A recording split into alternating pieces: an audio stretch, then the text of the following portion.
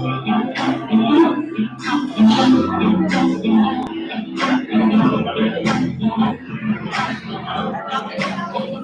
the beat in.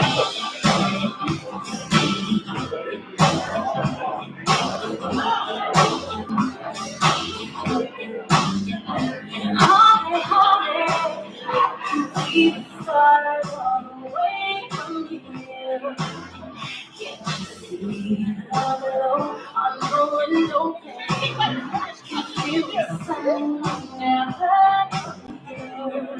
Every time you touch me, I just melt away. Everybody asks me why I'm falling out here.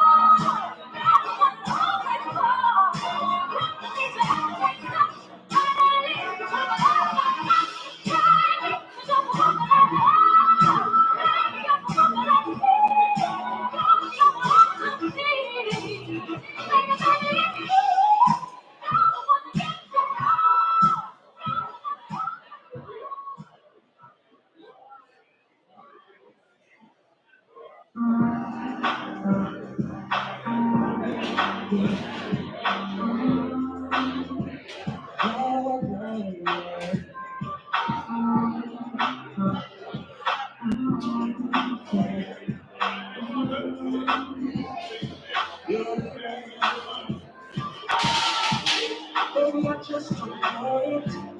You enjoy being free. I know it's so thinking to make up on the shit. You believe the story starts. You never tell a lie. Where you are, still around. And I just don't know why. I was trying to be don't worry about what I do. That you, every night, do you right.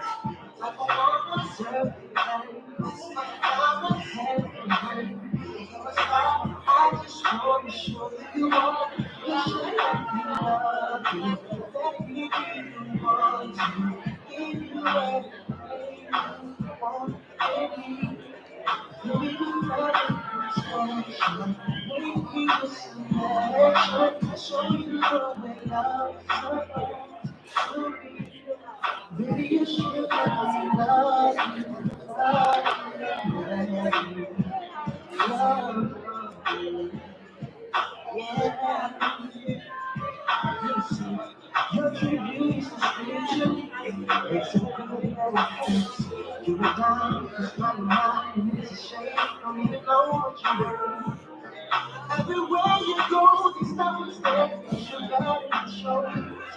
From your head to your toes, out of control. Baby, you know, baby, you worry about what I do. Back to you, every night, do you right? Deserve that I just want to show you all you should love you. Let me be the one to give you everything you want.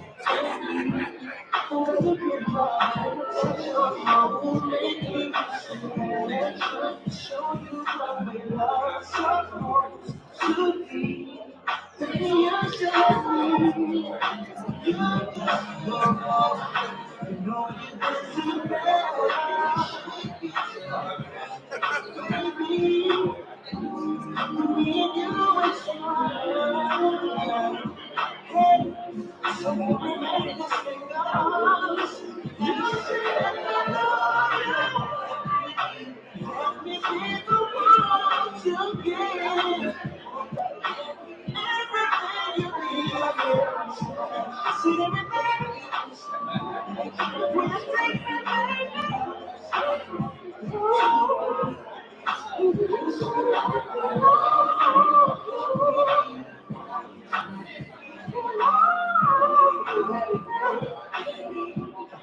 like the love of section.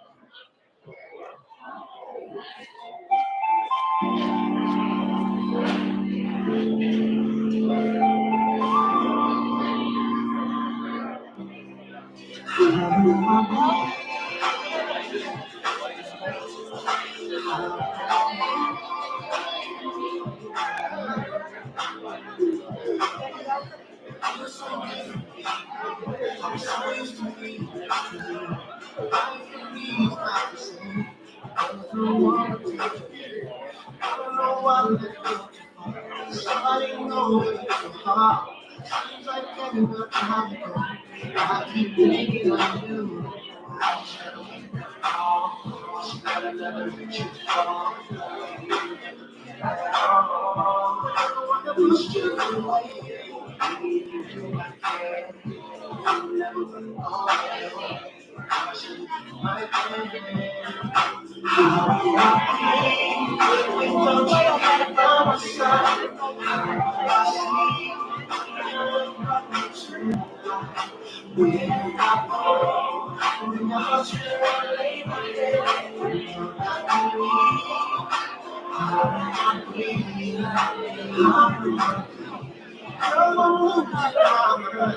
Yes, I made a mistake. Felt that you would be mine. The jump was on me. It's just so bad I can't see. I should know what it could be. Another thing you placing me. Others keep me happening.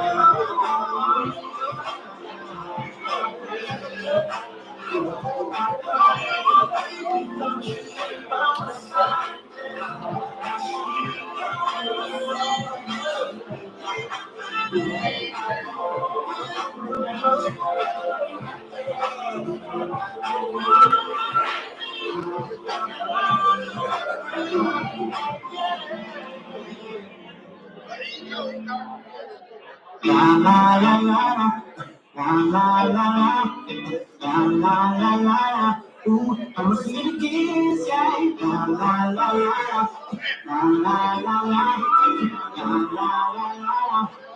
It's true, I swear it looking deep, I melody, sweet as melody.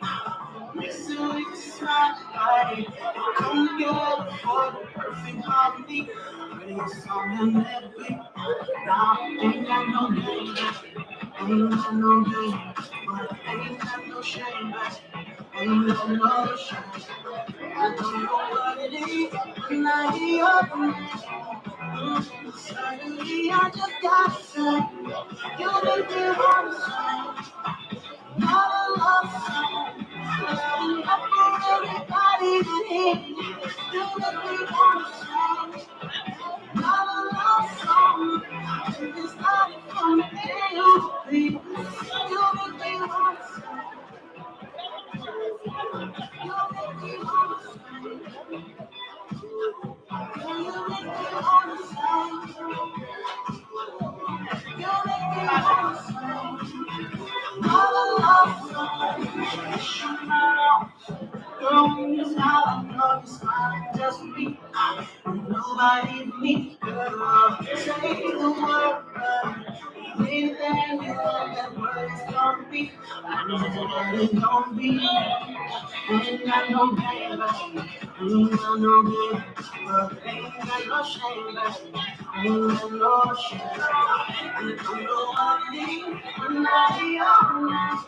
Eternally, I just gotta say, you make me wanna say, not a love song, loud enough for everybody to hear. You make me wanna say, not a love song, it's not from you, baby. You make me wanna say, you make me wanna say, you make me wanna say.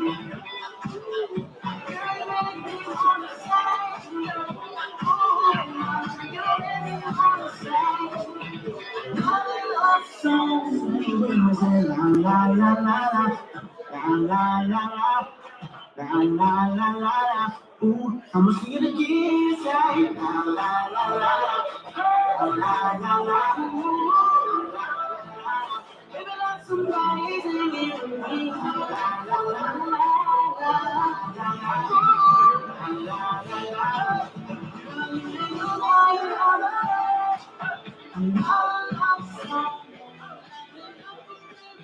We're waiting to set up the hopefully video. We're gonna have cake in about 5 minutes.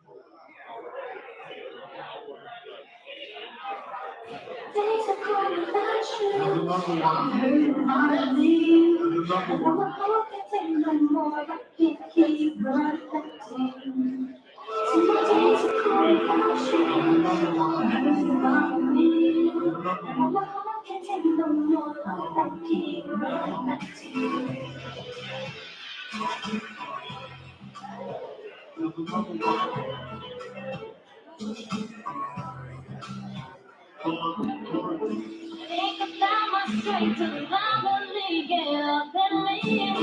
No more broken hearts, no more dirty lies. Looking like I got my head on right, so now I see.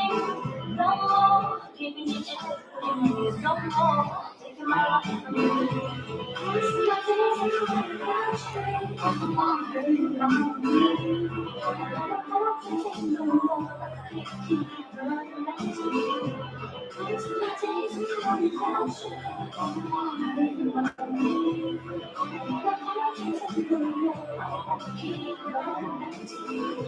Glad to wake up every day without you on my brain. No more waking up tonight. No more having a blessed night. Proud to say that I will never make the same mistake. No more thinking about what you do. There's no more me running back to you. It's my days without you. I'm hurting on me.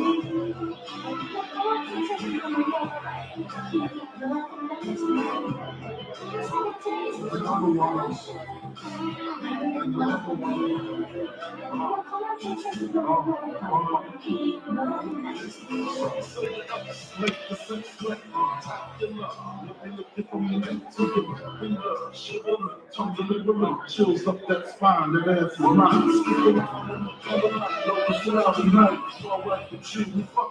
Deja vu, the red star finger fucking in the park, pissing off a Cardi dog. Remember when I used to play with you the bag? You wait for me to stop because you know where it was head. Straight to your mother's bed. Not the Marriott, you up here, we found a spot next to your sister. Then I really miss her, but she used to rub my back when I hit that.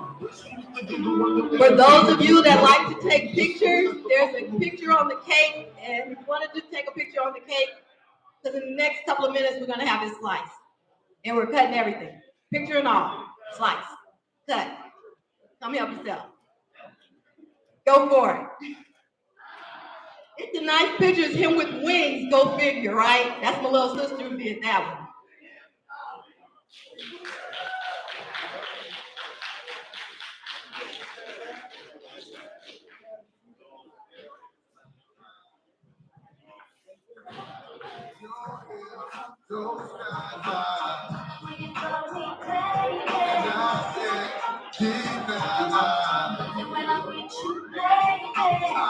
Got a fetish for fucking you with the skirt on the back street in the backseat of the Yukon. What's taking so long? I'm getting anxious with patience, waiting for you to tell a nigga, hold on, between me and you.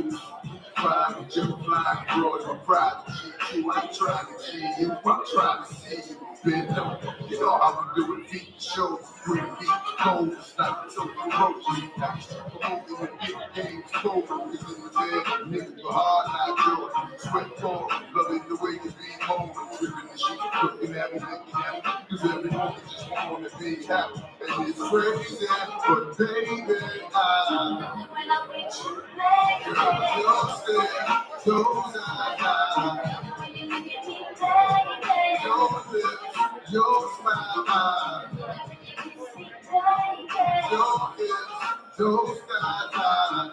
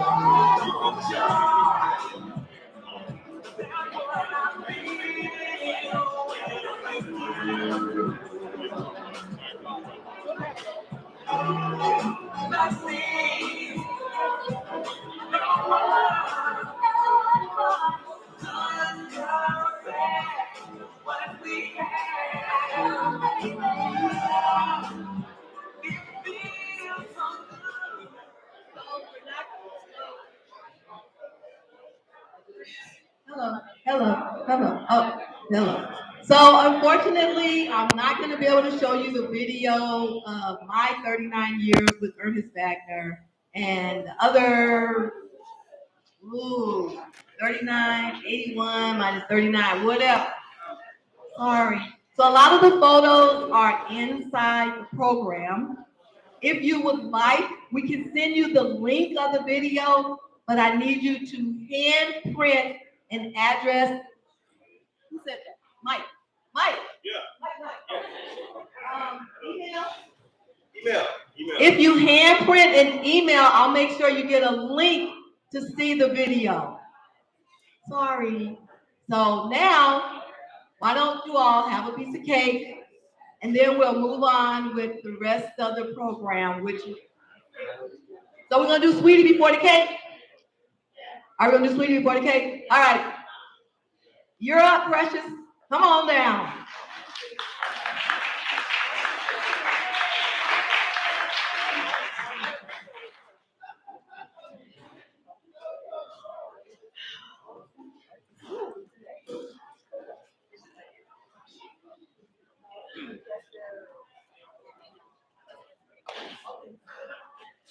I want to first thank everybody for coming. I'm not going to talk long because if you know me, you know that I'm very shy and I can't talk in front of large crowds of people. So I'm going to keep it real short. Thank you for coming and have a good day.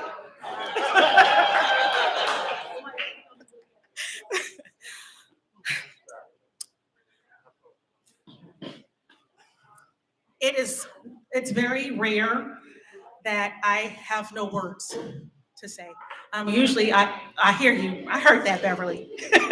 It's rare. I usually have a whole lot of words to say and sometimes more words than people want to hear. Excuse the peanut gallery over there. Okay, can you hear me back there now? How about now? Can you hear me?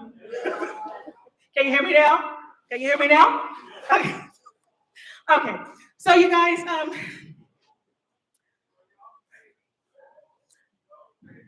Dad, he touched a lot of lives. There are a lot of people in here whose lives he's touched. There are more people outside of this room whose lives he touched. I'm very happy that we do have some people who are live streaming this who couldn't come, and we welcome them to share this moment with us to honor my dad.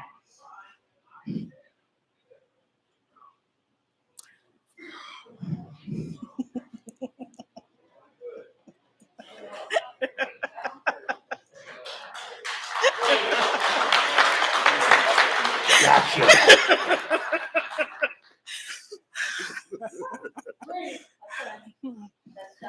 It looked easier than it is. So, my dad was a lot of things to a lot of people, and he was just about everything to me.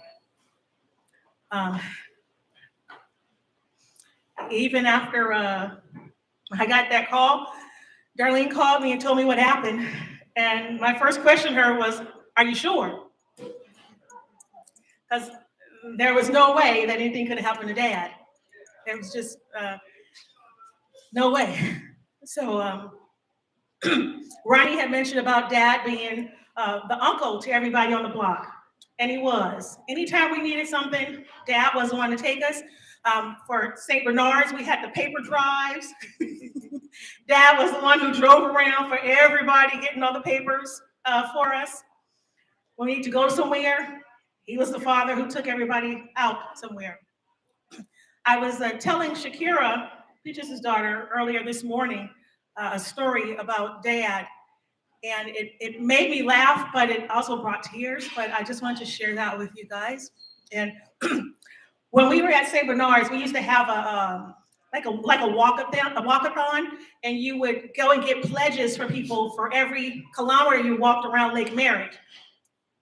And I really wanted to do that, and Dad came to do it with me, naturally, because that's how he is. I don't know how far I made it around, probably not very far, but Dad put me on his shoulders, and he finished the walk with me. And after we finished, I had had so much fun, I wanted to go again. Because I didn't have to walk, I was just on his shoulders. It was fun with me. And Dad told me, no, we won. We won breakfast. So we don't have to go again. We won the race, and because of the fact we won breakfast, now we have to go to breakfast and leave Lake Mary.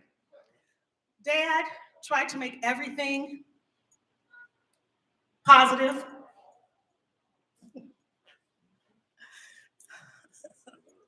I'm so happy we have his sayings on the table.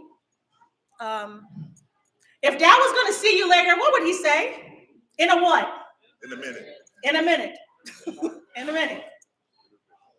If he was leaving, he said much. Much love. Much love. Yeah. And as Mike said, everybody was partner. One beautiful thing about my dad I also like was, if I met somebody, I always knew who I could take home to Dad. And if I met a guy who I couldn't take home to Dad, I didn't want to know him. I knew how it was. I knew how it was. So if I couldn't take him home to Dad, then that person was not worth me knowing. That's all. Amen. Right. Amen. Yours favorite. So,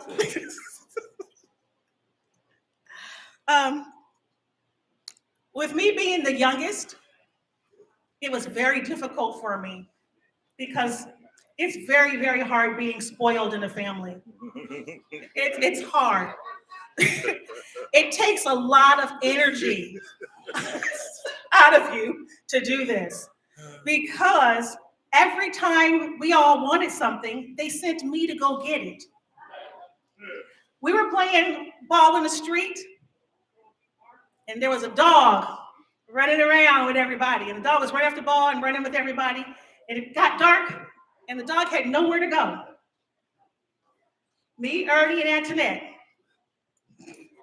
Hey, sweetie, go ask daddy if we can keep the dog. And that's how we got Lightning. Lightning was our dog. Lightning, and All black. yep. And at first, Dad didn't want to have Lightning, and then at some point, Lightning became Dad's favorite everything. And I was jealous of Lightning because I would tell Daddy, "You take Lightning more places than you take me." Exactly. Lightning wouldn't eat dog food. That's right. I hope you heard that because we all had to do that on the block. We would have to go around the corner to A1 store on East 14th to go to get liver for Lightning and then come home and cook the liver for her because she would, if you got her dog food, she would just take something and cover it up. She didn't want to eat it. We have Ernie here who Dad was glad to have as his namesake. And Ernie thinks I was the favorite. And I think it's funny how that happens because I think a lot of times each kid thinks the other one is the favorite. Because Dad talked about Ernie to the point that sometimes I say, Dad, can we not talk about Ernie? And we got to a point, though, that it wasn't just Ernie. Then it became Jackson and Mike and Cupid. And I said, man, I'm the girl, but I keep hearing about everybody else. Daddy, I'm sure Daddy talked to you every single day, Mike.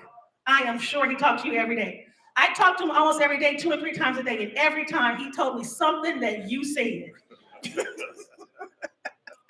I think you were like an oracle for Dad because there's always Mike said. So, Mike, thank you for teaching my dad the lessons that you taught him.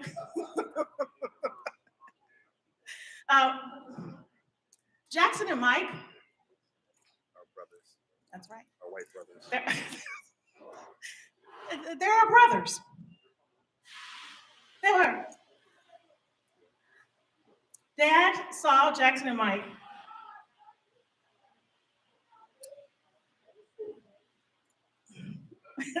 as no different from me and Ernie.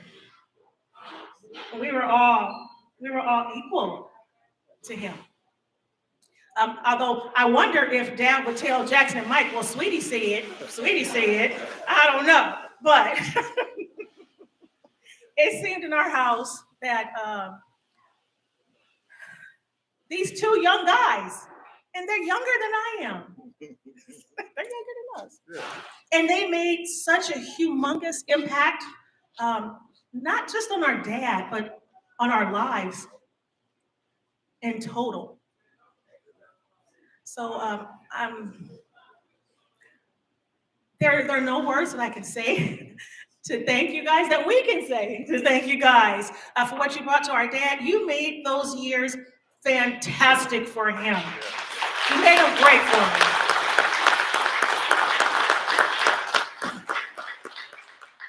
Now, Dad had another Oakland son.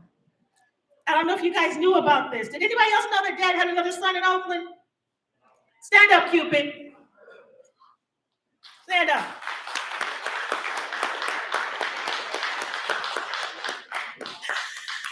Cupid is our brother from another mother and father. But he's our brother. Cupid grew up in Oakland in Sabrani Park, right? Yeah, in Sabrani Park. He was one of Dad's students at Havens Court. Cupid latched on to Dad. Dad latched on to Cupid. And Cupid has become a fantastic, wonderful man of whom Dad was very, very proud. He was very proud of you. And you know he was. He loved who you became, Cupid. And I believe one of these pictures is from the fishing trip. Dad went out to North Carolina. When Cupid moved to North Carolina, Dad knew he had to go and visit. And he went and visited Cupid. Cupid took the time to treat Dad like a king. And you know Dad loved being treated like a king because to him, that's what he deserved. So don't give him anything less than he deserved. So you give him the red carpet. And I know that Cupid treated him like a king because Dad would call me every day and tell me what Cupid did that particular day. And I think he was trying to train me to tell me this is how you're supposed to do your father. The lesson never took. But Cupid, the way you treated him on that trip, he talked about you so much. And he loves you. And we love you. And we love what you have overcome to become the wonderful man who you are. And I hope you know how special you really are. Amen.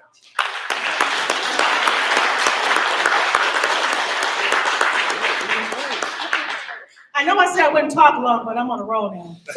So I have a friend named Yolanda. And Yolanda knew about Dad, and Yolanda had helped with Dad at the house a few times. And helped like cooking and help clean and keep him company, sometimes. Yolanda had gotten another job. So Yolanda called me up and she said, hey, I have this friend who needs a place to stay and your dad needs help. You think he'll take him up? And I said, I don't think so. Now, granted, Dad took in anybody who wanted, he took in everybody who needed a house, including Audra. Remember Audra? Oh, speaking of, she gave me a speech, but she wasn't great. Oh, wow. Yeah. Okay. So Dad would take in anybody off the street. Mom and Dad, they took in anybody, anything, any animals, anything off the streets. Big hearts. So we got another brother. Our brother's name is Goyo. And if you've been in touch with Dad in the last year, you know who Goyo is. Because Goyo added an entire new dynamic into our lives. Dad had been sick. There he is. There you go.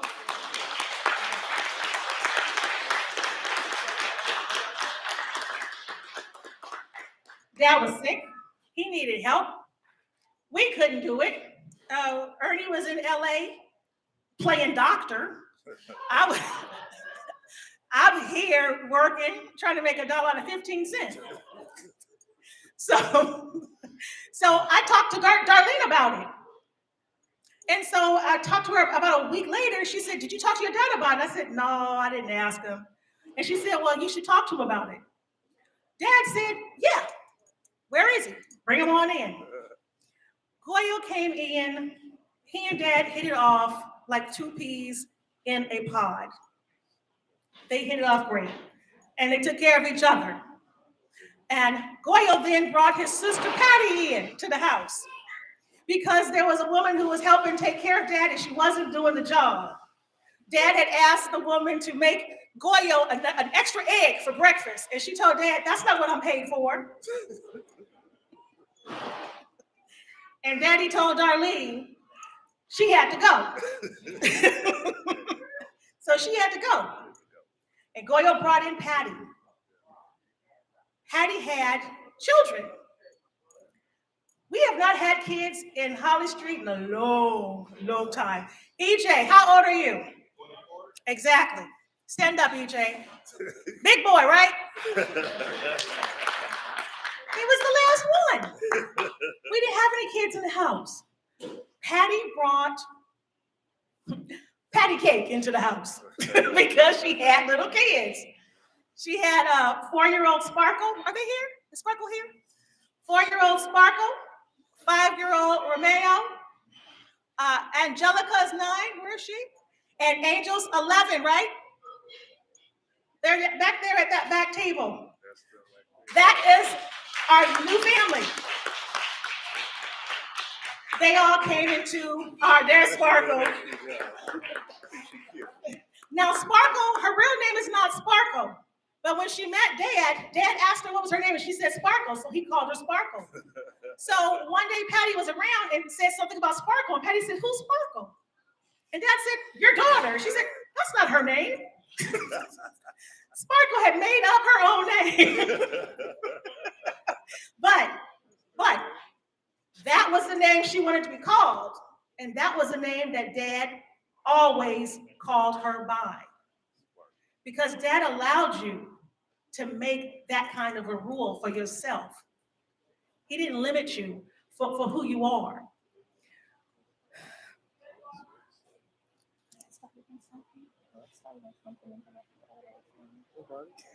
Anything else you want to say? I know. No.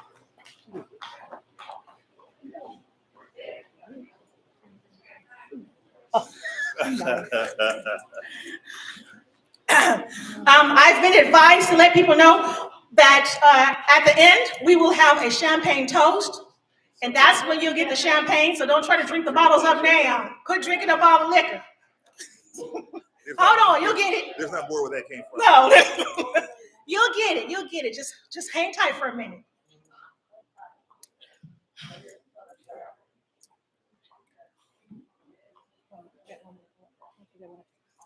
Okay, last thing. I know, I'm sorry. There's so many things. There's so many stories. There's so much that Dad did. And it's hard to pick any 18 that I can tell. I'll just do one more. Well, I was growing up, so Ernie's 5 years older than me. Antoinette was 5 years older than me. Peaches was 10 years older than me. Tony was 17 years older than me. I used to always hear stories about how when Ernie and Antoinette took the car, Dad and Mom would laugh about how they took the car. Oh, that time, remember that time Ernie took the car? They took it without permission. That's what taking the car means.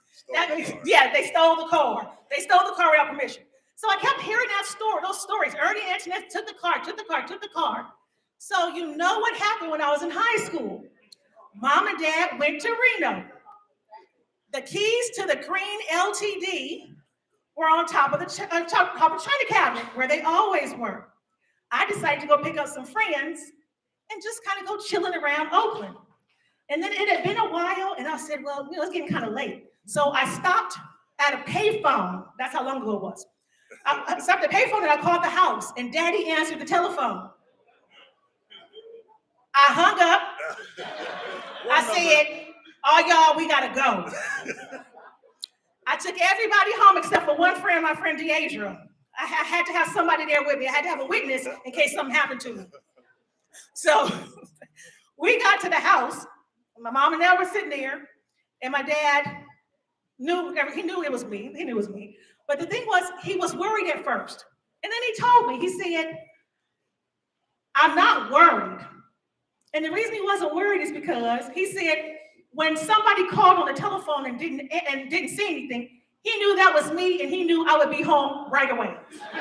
He knew. So he didn't have to worry. He knew that had to be me calling. Dad, yeah.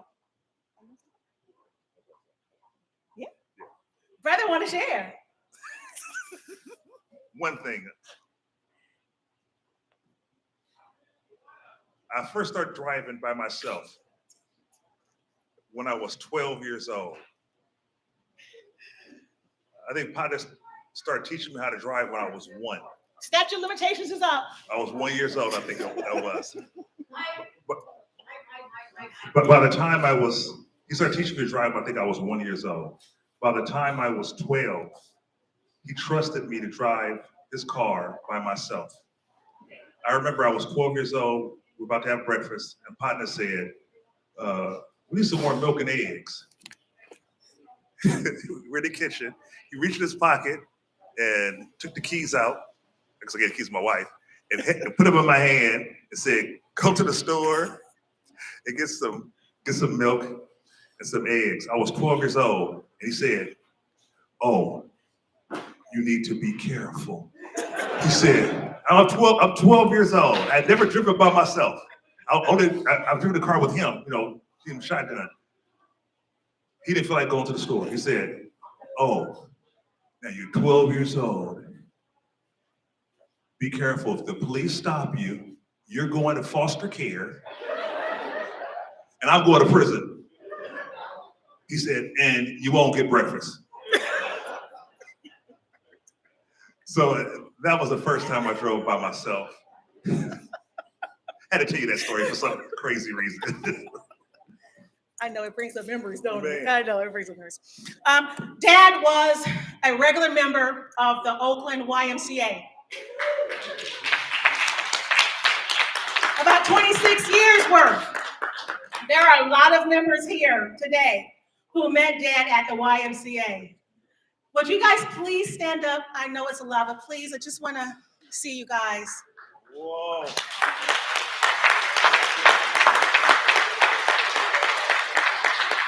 This was Dad's family at the YMCA. Dad interacted with these people on a regular basis every day for years until COVID hit. COVID hit him really hard because he was family with all of these people. And I'm sure you read in the obit about how Dad and the boys had the office at the YMCA. That's where they were doing their little talking. And I think, I won't say that they were naked in the jacuzzi and stuff when they were doing this talking. I won't say that. Don't say it. Oh, Sasha just reminded me. Sasha said, thank you, Sasha. It was the steam room. That matters. Really, Sasha. but they were solving all the world's problems. Dad loved you guys at the Y. He loved spending time with you. He hated if he could not go to the YMCA for one day. He hated that. He had to be able to go and see you guys every day because you guys were you were his family. So thank you all for coming and sharing our dad with us. Thank you for sharing these memories with us.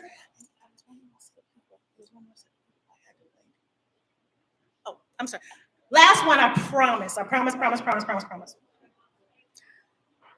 Hank Sullivan. I'm sorry, I had to mention you. Hank Sullivan, come on, put your hand up. Come on.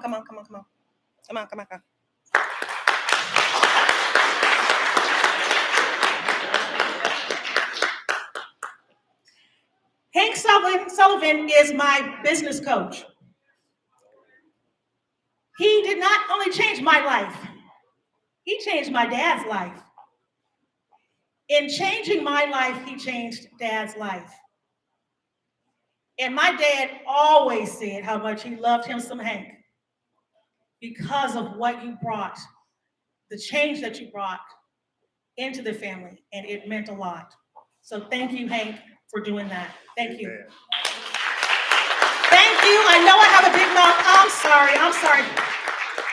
Holly Street crew, you guys all grew up under Dad. You know how he was, you know how hard he was, but you also know how loving and kind he could be to everybody as well. So you know what I'm talking about. You guys know who this man was. People from the Y, you know who he was. People from family members, you all know who he was. Ricky, I'm surprised Ricky didn't call him Dad. Because Ricky, Unc. He always went to Unc. He meant something to all of us. And I'm gonna stop talking, and because I know you want to eat and drink and be merry. So thank you all for listening to me blubber, and thank you for listening to my brother tell his millions of stories. Wait. Is there anybody here who does not know who this wonderful woman is? Is there anybody here who does not know who she is? There's somebody you don't know. This is Darlene Frome.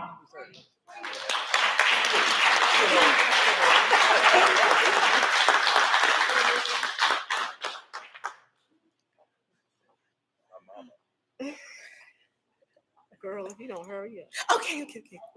Did you hear her? She said, girl, if you don't hurry up.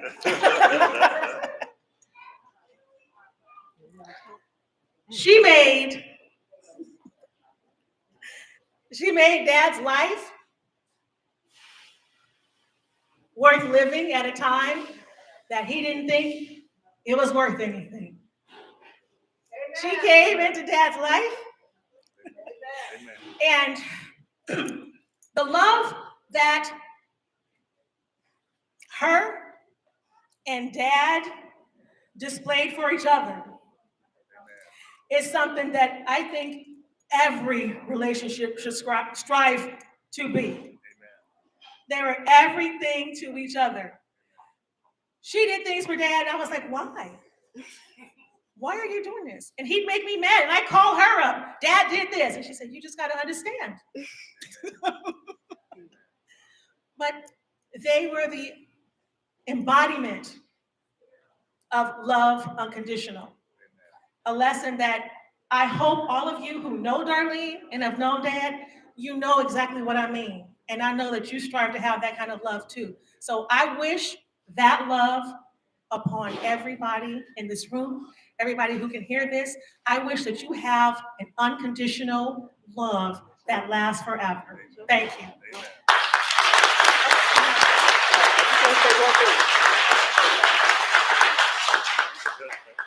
I don't have anything to say for any of that. I just want to thank everybody. I want to thank Chad, the sound person.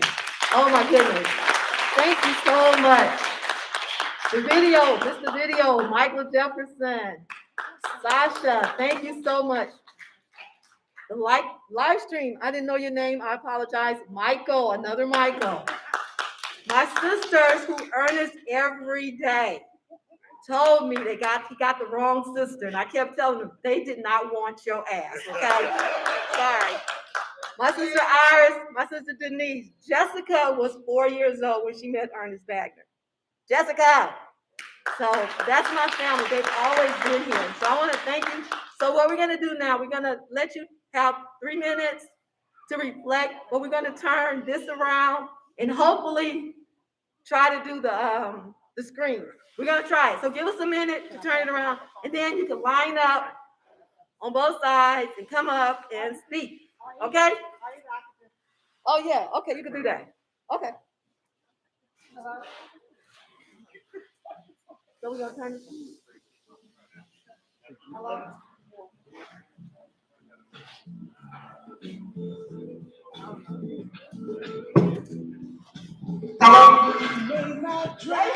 I'm just gonna pass the microphone around. Y'all better have something to say to her, so you gonna get the job tonight. All right? You got oh, Sam, come up, sir. You do it. No, wait, Sam. Hello, my name is Kirby Bayless, and I'm going to try to be brief. I want to piggyback off of what some of the things Sweetie was saying and some of the things that Michael was saying as well. I joined the YMCA a few years back, and when I joined the YMCA, I was a newcomer, and so the first 2 or 3 days I didn't know too many people. Now, when I graduated from high school, my older brother used to tell me about 3 people that was his road dogs. Calvin Criddle, Ernie Bagner, and Lester McDonald. And he always talked about these 3 guys, my older brother. Calvin Criddle, Ernie Bagner, and Lester McDonald. I didn't meet them. Okay, I only met one of them who went fishing one day, but I never met Calvin Criddle and Ernie Bagner. So I joined the gym. I'm going through the gym to the 3rd or 4th row to change, get ready to go and work out. And all of a sudden, I hear this person cussing out somebody else. And it started off with, God damn it, Jack. And everybody in the locker room, I hope Jack is not here.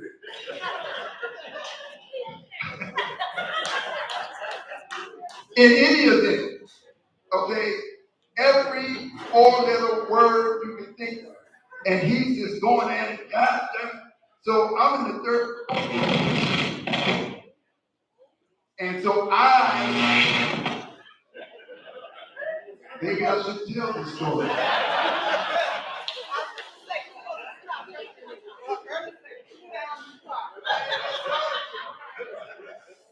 So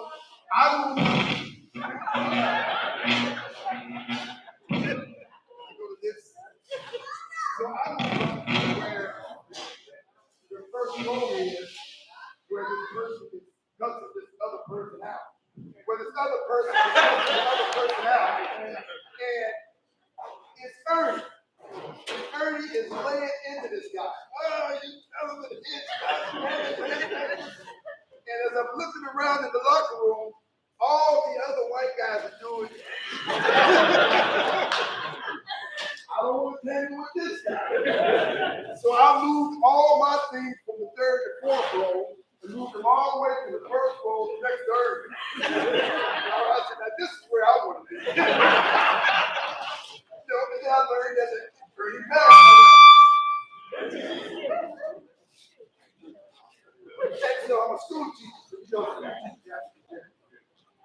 So Ernie Bagner, I said, Ernie Bagner, I know you. So that's how we hooked up.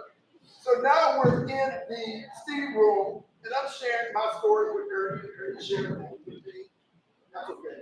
I don't trust it. And we're sharing stories. I'm telling Ernie about things that's going on with me. Okay, at Frank Middle School, I'm a PE teacher. And Ernest sitting there listening to me the story, and I'm going, man, it's going wrong, and they're doing this, it's not right, this is wrong.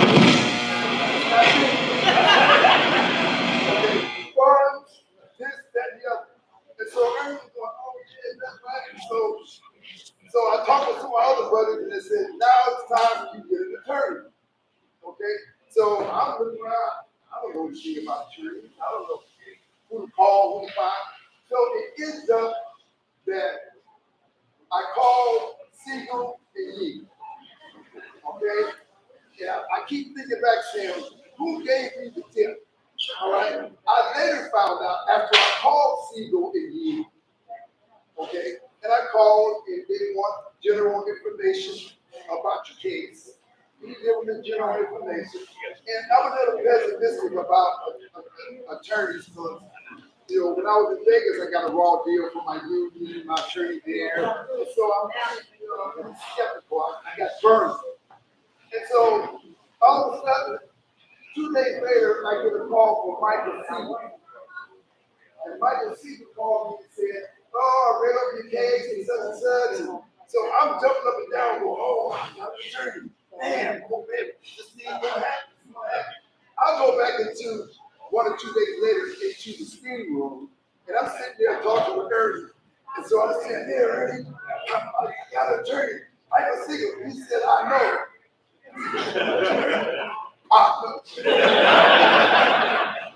You know, he said, I know. He said, who you think called Michael Siegel and hooked you up? Now, that's how we got started. Okay? I'm going to make it quick. Second story. So we go fishing. And see, this is what made me give you this story. Okay? Ernie, on the back of these kids, I didn't know he was that much of an avid fisherman. So we go fishing. And he just tell me, come on, man, let's go fishing, let's go fishing. So I get Ernie, and then we go up pick my cousin up, and we go to some, I think it was Lake Barrier. We out there, I don't know much about fishing. I've never really fished before. So we go out there, and my cousin goes to his spot, and Ernie goes to his spot, and I'm over here trying to put the worm on the hook. I'm trying to do all this stuff, and I ain't just good on this fishing thing. So I get the thing all hooked up, messed up, and I go over to Ernie and say, Ernie, yeah, how I do this? He said, so he takes the thing. My cousin is pulling it in. Throw the thing back out there, and he's got another one. And so Ernie finally said, he threw my fishing pole down and said, fix your own damn pole. He put his rod out there. We fished for about an hour and a half. And all of a sudden, Ernie pole bends down like this. Okay. He bought big. And he pulled it in. And he said, oh, everybody, I got one. He brings this big fish here.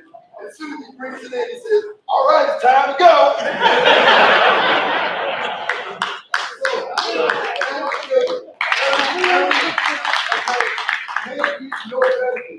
All right. I would fly Ernie to Vegas. Okay. He stayed in my house. He would come to Vegas so much he said, I don't think Sweetie going to have you going right back up here. I said, I'll pay for your flight. She can't turn it down. But Ernie was a dear friend, okay, and he always told me, especially when we got to see when he was representing me on my case, Ernie said it all the time. One thing, Kermit, you don't have to worry about is your attorneys. He said, you can trust your attorneys. He said, I can guarantee that. And Siegel and Yee, you guys are the best all around. All right. I'm telling you today,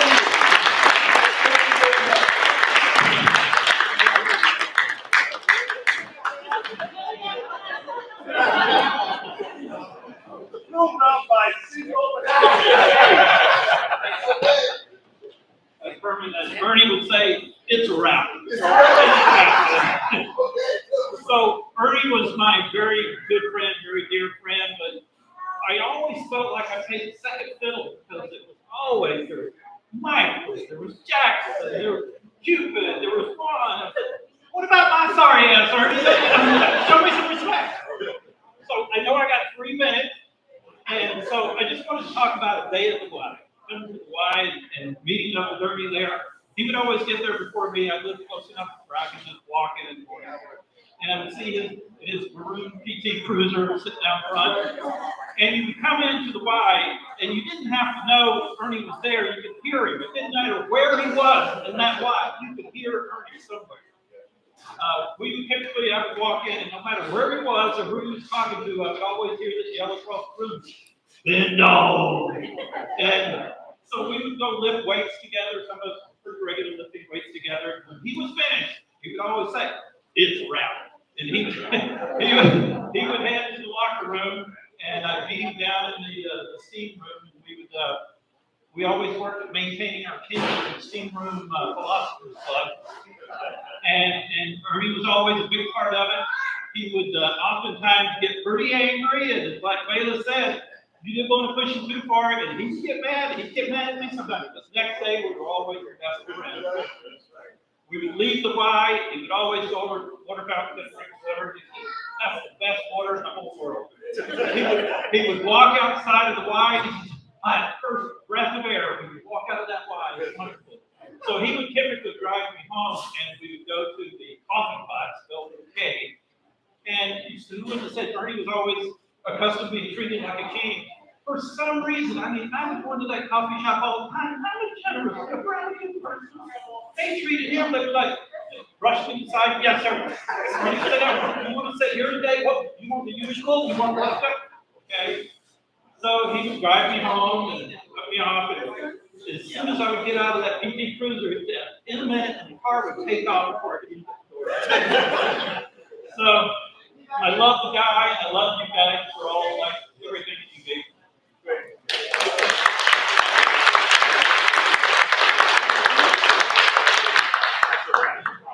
It's a wrap. How's it going, partners? All right. What is it? Yes, sir. I was just going to hand him.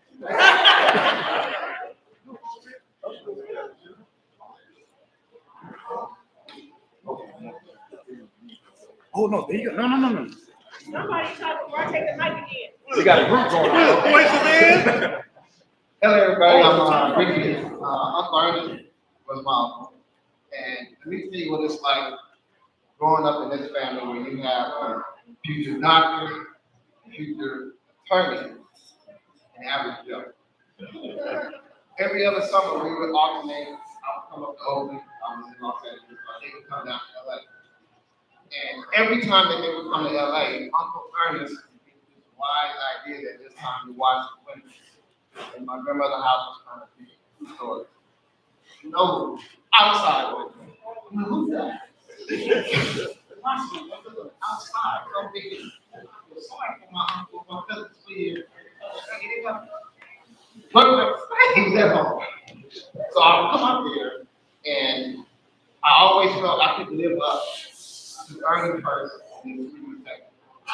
And Sweetie Ernie was saying, I thought you was a favorite. I thought you was a favorite.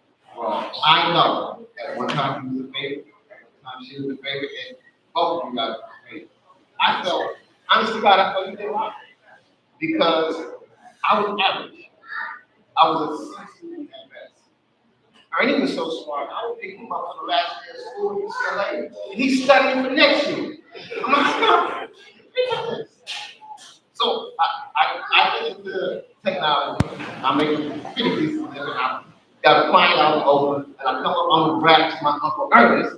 I'm not a doctor, but I'm pretty good. They find out over the place. But before that, I started dancing, and I get the opportunity on TV. I'm thinking, everybody like that, Uncle Ernest didn't phase me. What you gonna do when you break your leg? Or what you gonna do? You can't support a family. You wait to call it what dance.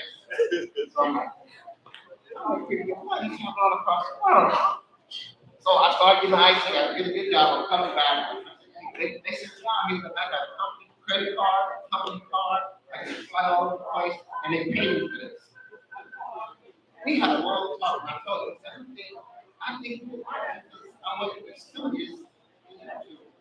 He said, "No, I wanted the best for you, but I didn't tell you that because you was doing that big box on social track."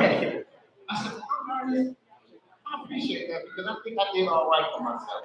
And from that point on, every Father's Day, you said I was probably going to talk about, I did. I said Happy Father's Day almost every Father's Day.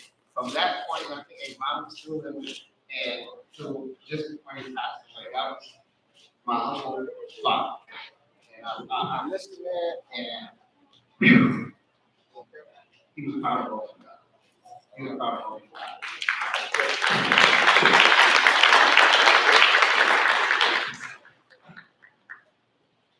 Ricky and I are cousins, first cousins. But we really, growing up, he was my brother. And I might have been a bit of an overachiever. I might have been a little bit of an overachiever. But I was going to tell you, he was the best cousin anybody ever had. I really, I brag. I don't know if he knows this story, but I brag about him. Anybody who was listening. And when I went to, I hope the words can express how great it is. I'm trying about this real quick. When I would go to LA for the summer, visit my country, this guy was so awesome that so awesome.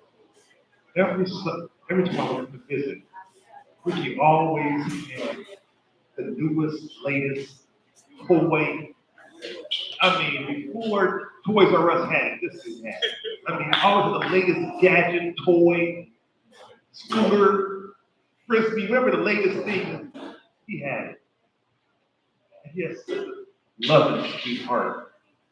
I would come down from Oakland, and I would see Ricky, and he would show me the latest gadget, and I would go, man, I wish I had one of these.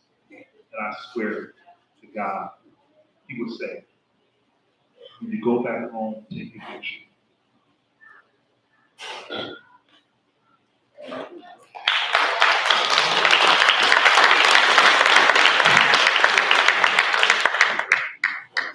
I don't think he knows how much that means to other people. Because I would go back home, and I was the big talk of the neighborhood for the rest of the summer. Nobody had the things that I brought back from LA. And that meant a lot to me. Because of him. So, praise God. What about Sweetie? Sweetie was all right.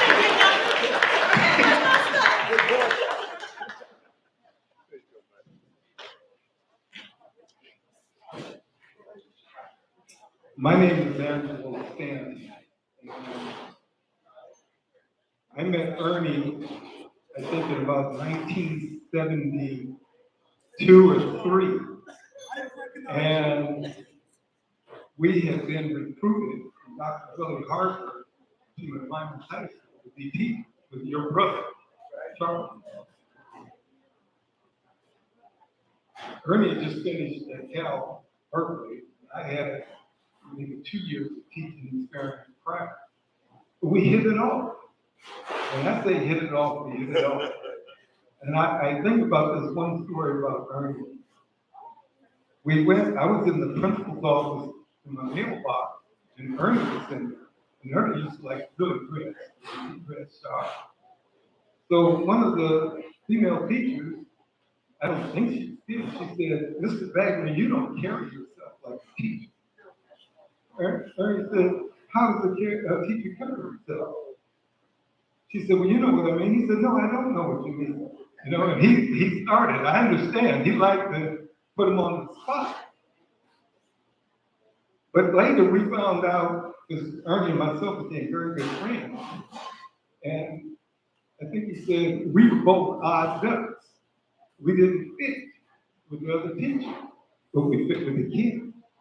We had more kids signing up for our class than you could even believe. But anyway, over the years, I moved away, 100 miles away. I could almost, I've never seen many of the people that are here. The why, he would call, and I knew what was happening at the why. When I met them, it was Peaches, Sweetie, and little Ernest. 1973, how old were you? You were young. Yeah, 6 or 7 years old. But you know what? Let me tell you something that happened. Ernie, he was, he had that little laugh. He said, we're odd ducks. And we came off the street, both. I remember he told me something, maybe by the time you guys were young teenagers. He said, we have to spend time with our kids. He said, we have to spend the time and give them exposure. I remember these things. I'd never heard this. Give them exposure. What? I can say this, well, being honest. One time I came down to the Bay Area, and I lived, like I say, 100 miles away.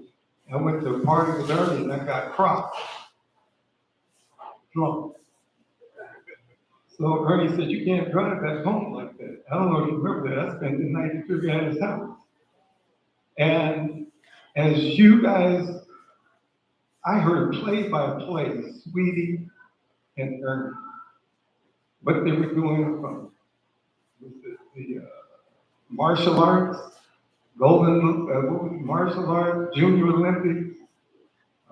When Sweetie started going to school, and sometimes Ernie would call me, long distance. And I know now he really wants to talk about Sweetie and Ernest Jr., but he said, well, how are your kids doing? Little bitty things, as things went on, he was telling me what the kids should be, because he was still teaching, and I wasn't teaching anymore. He was trying to help me get my kids to go to school, go to college. He was telling me that you were going to school to be a doctor. What's your son doing? My son's going to be a doctor too. But the problem, not the problem, the difference is, what my son is. He's a veterinarian. He's a dog doctor, But it was Ernie that was always encouraged. I mean, you kids were the center of his life. I mean, I didn't play by play 100 miles away what you guys were doing. And I feel so blessed that he was my friend.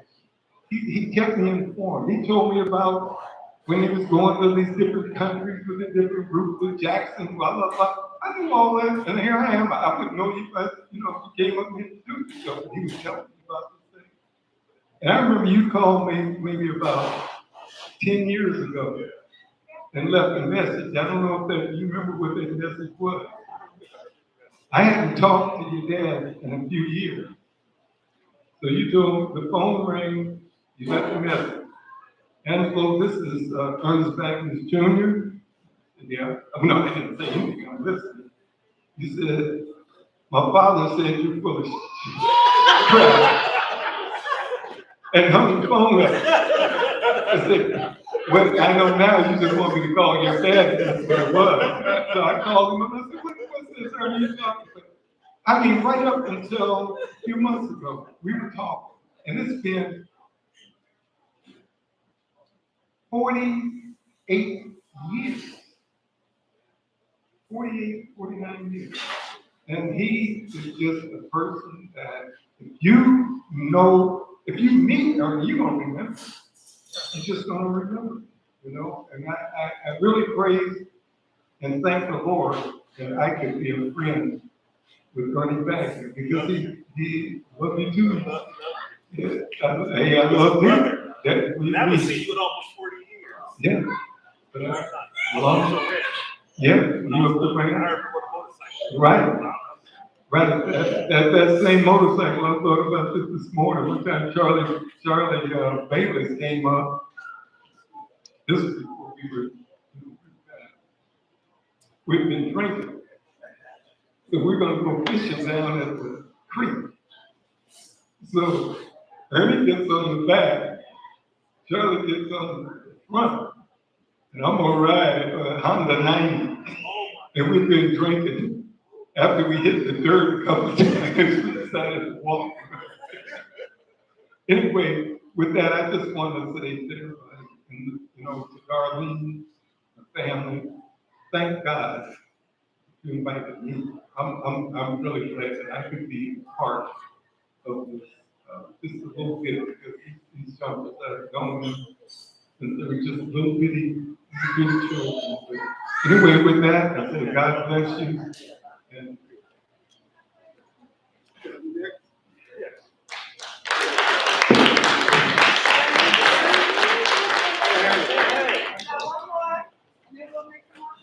okay, I'll be short.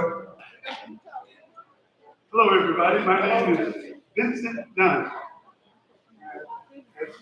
Even though Ernest was a teacher and I was a teacher, we met each other because we both love to smoke weed. Ernest had a. I hope I ain't busted. You look at me, you scared me because you look just like me. Like that. Yeah, he had a backyard, but first of all, Ernest liked to grow everything. He liked to grow his own vegetables. He would all tell us, he would all say, I grew this, I grew that, I grew this, I grew that. The only thing I said is that he had a garden and he had marijuana plants as tall as I am. I'm telling you. Don't you say the devil. He called me Greenwood because I was always bringing plants and giving them seeds. And we used the vaporizer together, and we just did all kinds of stuff. But he was good at growing cannabis. I'll tell you a good quick story. We had his backyard was just, like I said, the plants were all 7 feet tall. Yeah, and he was telling me one time that he looked out in the backyard and there was this kid. See, you start smelling that stuff when it gets so hot. And the kids jumped the fence with a garbage can and was out there grabbing his weed. He called his wife at the time, and Sweetie, is that what he called? Okay, well, he called his wife. He said, get the gun. Somebody back here. Anyway, the person jumped the fence with the garbage can full of weed. And for a long time, Ernest would have to go back and harvest everything and put it on my back porch. And anyway, but the man could grow some weed. Y'all say what you want about it. Ernest could grow weed and smoke it and love it. And I don't think any shit to be talking about. Hell no. Yeah, we put it down. When I just talked about weed, I didn't go no further.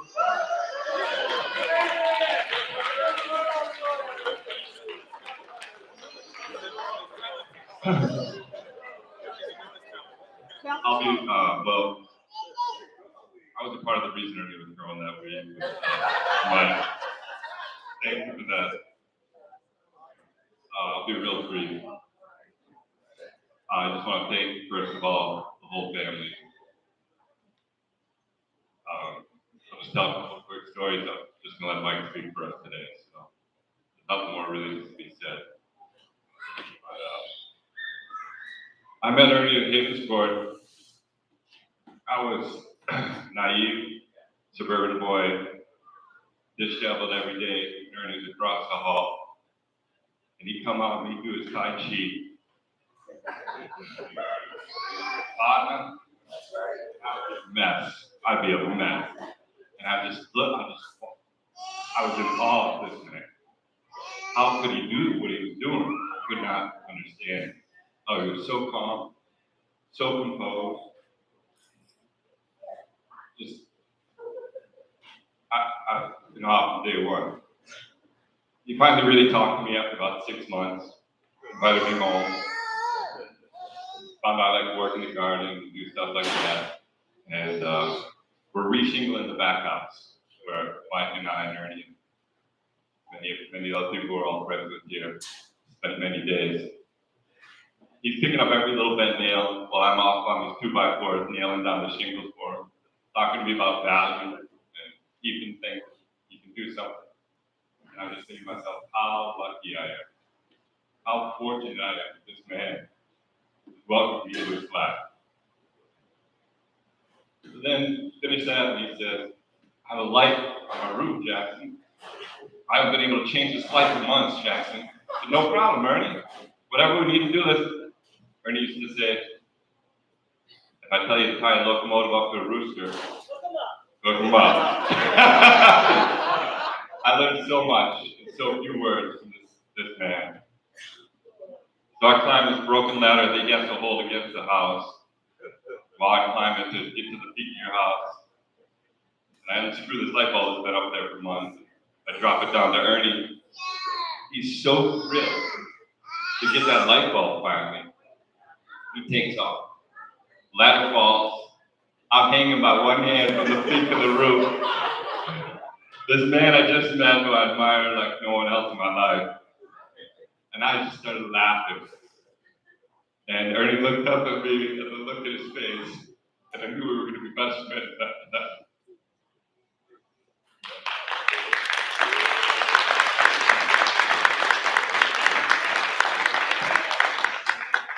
Thank you.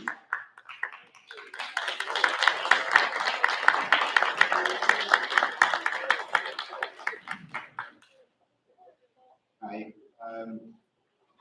I'm one of the white boys from the YMCA that Ernie tried to hopelessly scare off from being in his row. The first introduction to Ernie was just like you were saying, what the hell are you doing here? Is there another row in this whole gym? Come on, get out of here. So, I knew that he couldn't be serious. It was scary. So I gave him some shit back, and so we went back and forth, and so we were friends ever since. So he came to my life at the sort of crossroads where I was raising my kids, and my parents were aging and getting old, sick, and difficult at times. And somehow this man was able to give me advice and perspective on both ends, on raising the kids and dealing with difficult children, and also dealing with parents and be patient. And it's hard to undervalue that advice. You wouldn't get it. You don't expect it in the gym. So he was sort of my spiritual advisor of sorts. I mean, not religious man, but it was, he fulfilled that role. But to keep it on a lighter note, I wanted to share a couple of stories with him. One of them, we were just, talking through me, and he reminded me that he went once or twice to our place in Russian River. It's a very simple place, nothing fancy about it, and he always vexed about lack of things. The TV wasn't working right, or the AC wasn't working right, and so on and so forth. And I know that his life was sort of in the early times of development of 23andMe, but I think that down deep inside, he was Jewish. And that matching didn't count. And he befriended a lot of Jewish men at the gym, so I think that there was definitely some part of it. And talking about Ernie, you can't not talk about fishing. And you probably confirm saying that for a number of years he thought that fishing does not involve the fact of catching fish, because we went many a time with Ernie to fishing, never caught fish. Same way hunting. We never tried anything. This on purpose, I don't know. Thank you.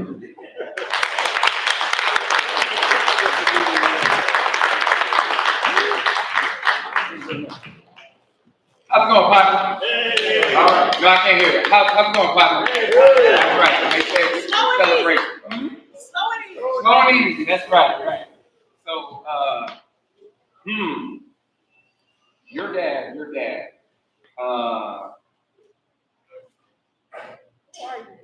My name is Ernest. I'm from the third. Yeah. That's it. Yeah. But partner would call me boy, and so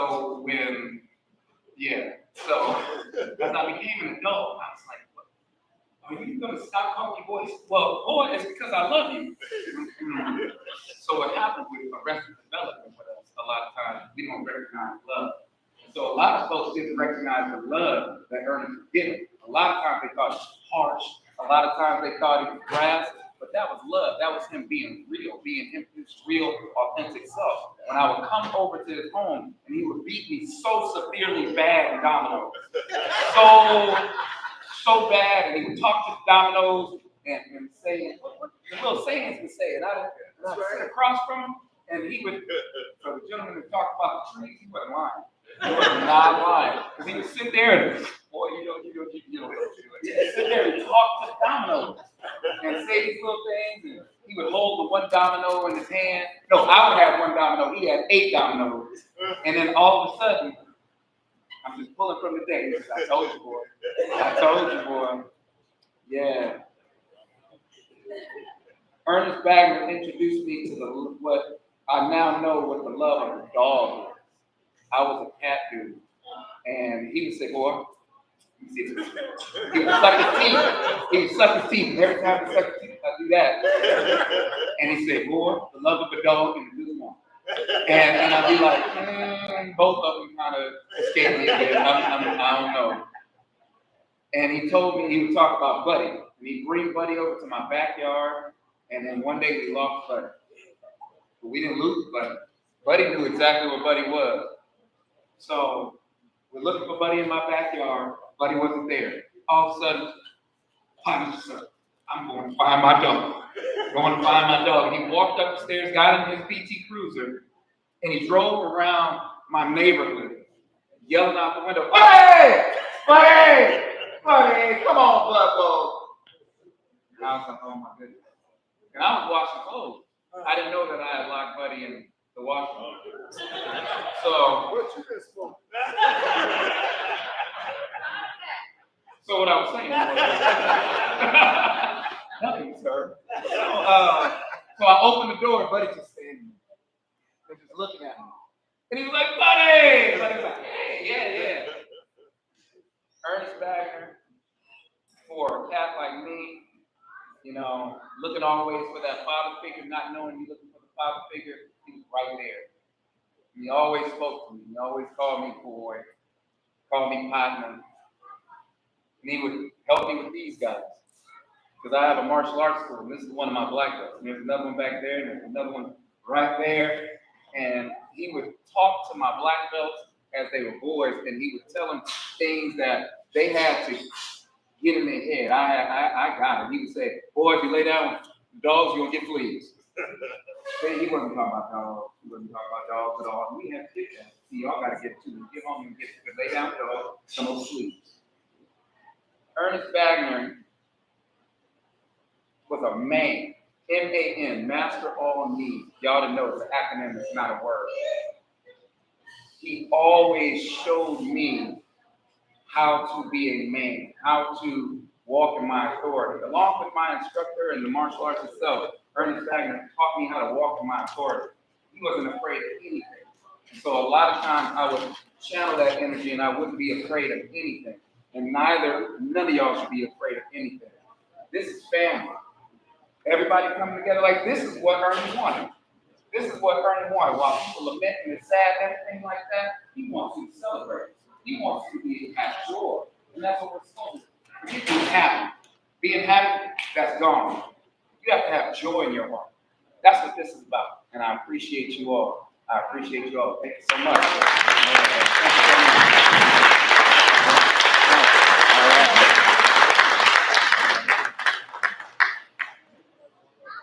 Yeah, who's next?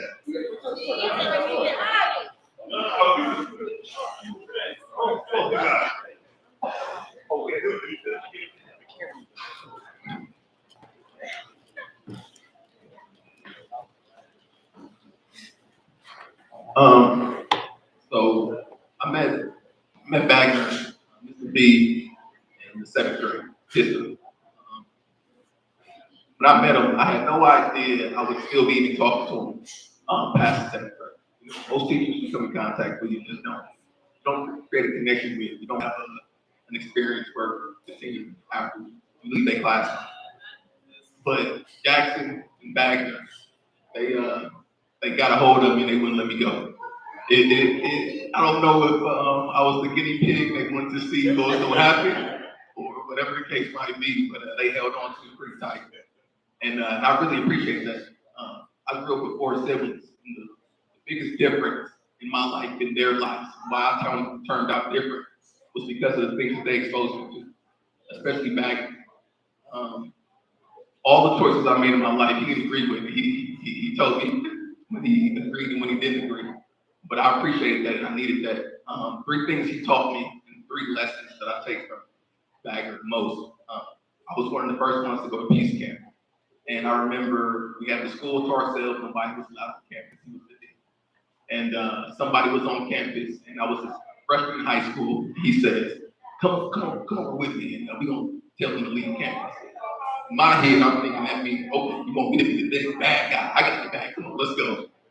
We get over there and he just politely said, hey, Pop, you can't be here, much love. We just need you guys to leave. And at that moment, it taught me everything in life can be handled with love. And that's what he was. It stuck with me from that lesson right there, that everything you face in life could be dealt with love. That was the one thing that he taught me. The second thing he taught me, he already knew. He knew exactly who he was. He knew exactly who he was. And he asked me a question. I'm looking at this guy who I admire and I wanted to impress. And he asked me, did I read a book? And I said, yeah, I read it. He asked me a question about the book and I couldn't answer. He said, boy, you bullshitting me. He said, you bullshit me, but most of all, you bullshit yourself. He said, if you gotta be honest, you gotta be honest. Don't bullshit yourself. You gotta be happy with who you are. Don't try to impress anybody. And from that time on, that's what I live by. Not to try and impress anybody. Be yourself. Because if you're lying, you're just lying to yourself. Last thing he taught me, and it was just recent. This was recent when he came to visit me in North Carolina and stayed down there. I think it's the most important thing that he taught me so far, and that was once a man, twice a kid. And how this happened is I made sure that he had everything he needed while he was there. And in the middle of the night, I could see him keep going back and forth to the kitchen. What is he doing? So I get up, I check, you need anything? Nah. So in the morning when I go make up the bed, I see orange peels underneath the pillow. Like, what the hell is this?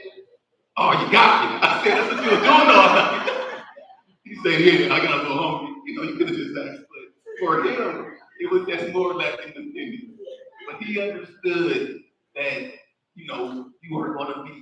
again, once you reach a certain age and a certain point in your life, you need the ones around you that you build relationships with to take care of you again.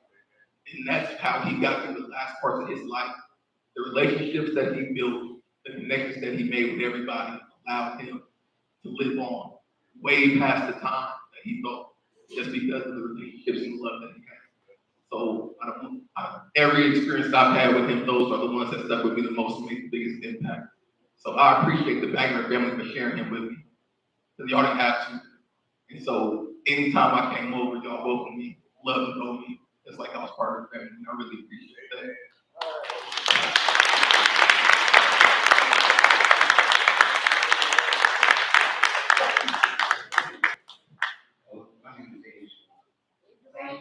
Thank you for coming. And unlike Miss Kuzla, you know, things that why we all know this, you probably know this also. You come into why, and you know, we have 2 90-year-olds and stuff. No matter what period is going, 5:15, you understand, you hear, partner, man, I got shoes older than you. Go around there with this guy. You know what I mean? What you looking at? How you doing? This is the best day of my life. Best day of your life. Huh? I said, yeah, it's the best day of my life. Huh? So the world's wrong and you're right. What is this? Who is this man? I mean, how do I get into this philosophical discussion? Okay. You know, let me get my trunk, go play some basketball. Come back to the basketball court. Go in there. Sodom. Ernest sitting in the Sodom. You know, you got his disciples that he. I come in these. Here he is. Best day of your life. He would not get off of you. Okay? He's going to make you see something out of this encounter. But that's the why. But a couple of few months ago, Ernie been talking to me for a while. I spend about 300 plus days a year in casinos and travel. So Ernie said, look, man, I gotta get some poker. I gotta play some poker. So this has been going for 2 months. Finally, I said, look, we'll go poker, you know, all good. So, well, I was gonna call it, that's nothing, it's all common. Well, you know, I like to have room service. That's it. You know, I want to cook. That's taken care of. Don't worry. Be ready. So anyway, that day I go pick him up. I think it was Saturday. Right? No, Friday. Friday. We were driving up and this is the worst thing.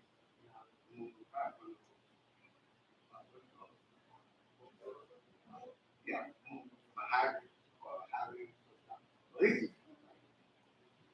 Damn, nigga. Did you know the birds are coming back? This is where we're going to the flyway over by the Sacramento. And you know, oh, birds. Oh, birds. Yeah, you know, the environment's getting better. These kids got the message. All the way up. One thing or another that I needed to learn or be cognizant. So now we're getting up there. We're getting. He's liking everything. He's enjoying everything. And okay, where's the poker room? So we go to the poker room. I get him settled down. We start playing. I go to the card table. About hour, 2.5 hours later, he called me. Agent, where you at? It's my poker table. Come and get me. Come and get me. Now at the same time, he's dialing Darlene, you know, and redialing me. And so, where you at? Oh, where you left me at? Go to the poker room. Poker room's closed. attorney, you know, and he's giving me instructions on why I had to tax security. I said, look, there's a guy like this, I describe him. You tell me how to do it. We had cameras everywhere. Is he right over there? You know, guy came over there, walked over to it. And Ernest said, hey, Jim, you know, where were you, man? And I had never seen her.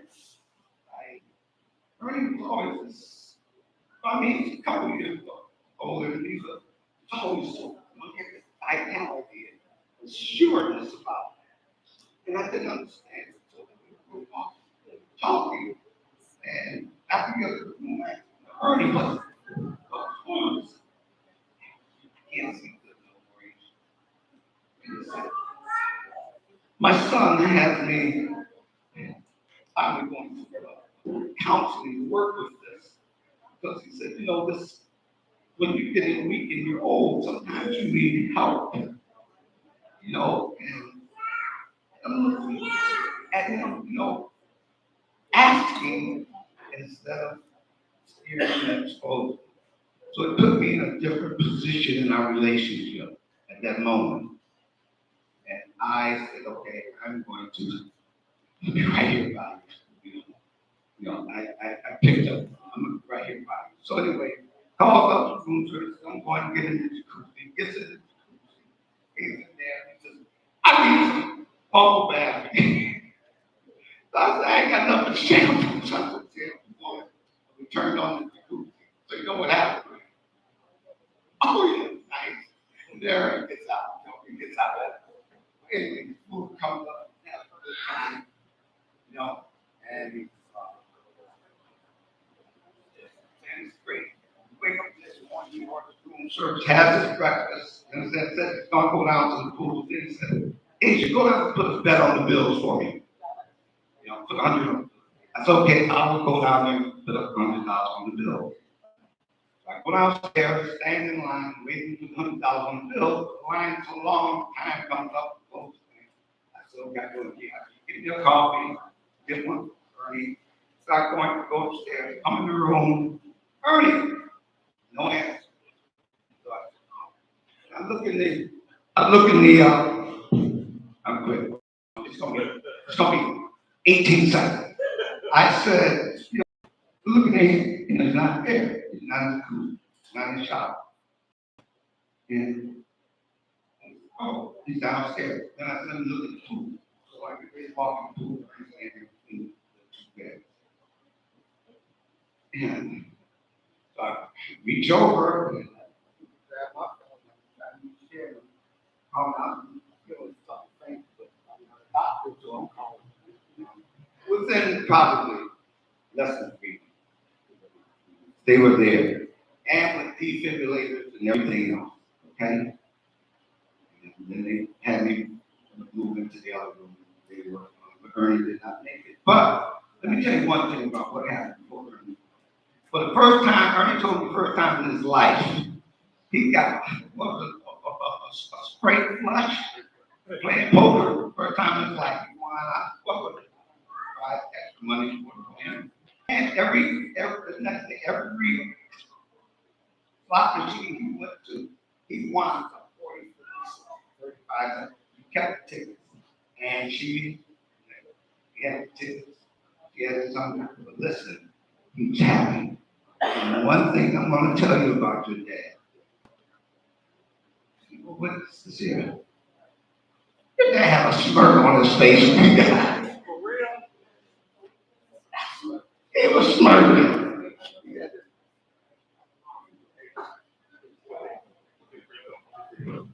I just want to say one thing. That's one question. And really go. That was very important. Does it move? What happened?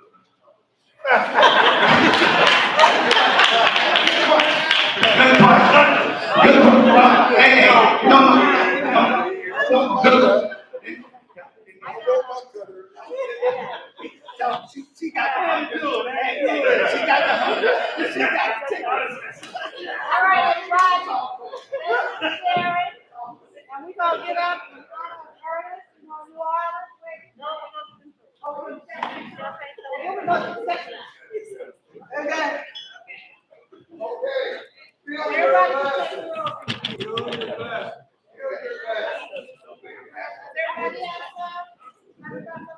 In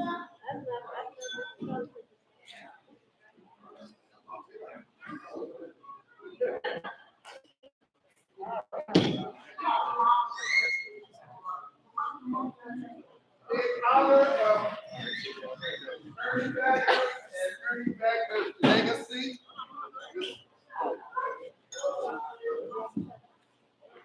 let's hold our glasses high.